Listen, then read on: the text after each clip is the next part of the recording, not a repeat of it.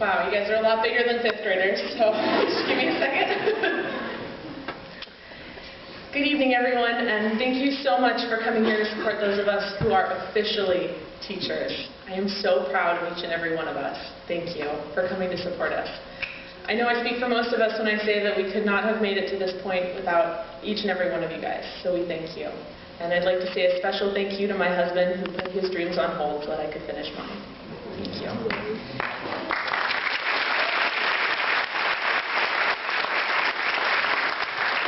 Friends, peers, fellow teachers, I wanted to share so much with you this evening.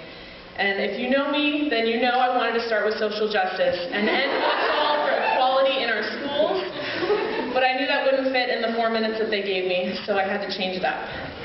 I thought I might talk to you guys about something that's close to my heart, and I hope that's close to yours as well. And that thing, or those persons, really are your future students. Allow me to paint you a picture from my last day of student teaching. School was almost over, and my mentor teacher grabbed a stool and brought it to the front and said, "Sit down. The kids and I have something for you." I sat feeling silly and very nervous, staring at these 24 kids who had suddenly got much too quiet. We stared at each other for a little while longer until my mentor teacher pulled out Dr. Seuss's "Oh, the Places You'll Go." He handed the book to the first student, who opened the page and read it out loud, turned it, and passed it to their neighbor.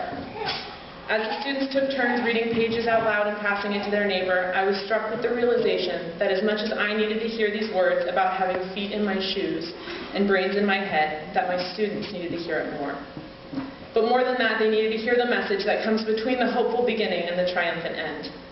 I think my favorite line in the entire book, and it's repeated over and over, is, "Except when you don't, because sometimes you won't." And as important as it is to teach our students to shoot for the moon and be all that they can be, we also need to teach them that sometimes you won't reach the moon. That sometimes hang-ups and bang-ups can happen to you.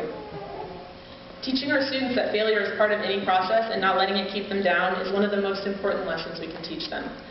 Think about your own life journey thus far. You most likely had a hopeful beginning, full of promise, and then there were some middle parts where there were some rough patches along the way. And here we are at the triumphant ending to a new season in our life. I'd like you to take a moment, though, and reflect on those middle bits. The rough patches where you got all prickly in a perch. Perhaps your gang flew on, perhaps you were left in a lurch. In reflecting on those moments, those days, those weeks, and maybe even those months, do you see how they taught you to persevere when you get up when you fall down? Do you see how they shaped you to be the person you are today? The students in our classroom are coming from a culture that tell them that they should be excellent at everything they attempt the first time. Students are lacking the ability to persevere through challenging, tough, and sometimes seemingly impossible situations. Our students are heading out into a world full of challenges many of us have faced, and some of us can't even imagine.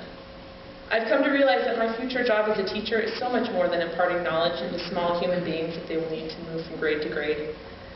But that my job, the real part of my job, is to prepare these precious people to go out into the world and meet the challenges that they will face head-on by helping them practice getting back on their feet when they fall or when they fail. Because as we all know, they will. We must teach them what it means to try again, to re-strategize and hit it from another angle. Please model for them your inner strength and perseverance. These wisdoms, which I know each and every one of us has within us, are the greatest lesson we can pass on to our students. Teach them perseverance, that success doesn't come easy.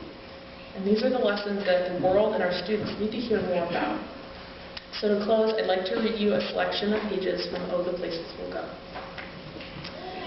Congratulations! Today is your day. You're off to great places. You're off and away. You have brains in your head, you have feet in your shoes. You can steer yourself in any direction you choose. You're on your own and you know where to go, and you are the guy or girl who will decide where to go. You won't lag behind because you have the speed. You'll pass the whole gang and you'll soon take the lead. Wherever you fly, you'll be the best of the best.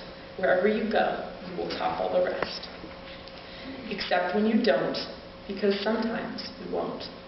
I'm sorry to say so, but sadly it's true that bang-ups and hang-ups can happen to you. You can get all hung up in a prickly perch and your gang will fly on. You'll be left in a lurch. You'll get mixed up, of course, as you already know. You'll get mixed up with many strange birds as you go. Be sure when you step with care and great tact, and remember that life's a great balancing act. Just never forget to be dexterous and deft, and never mix up your right foot from your left. And will you succeed? Yes, you will indeed. 98.75% guaranteed. Kid, you'll move mountains. So, be your name Buxom or Bixley or Bray, or Mordecai Ali von Allen O'Shea, you're off to great places, and today is your day.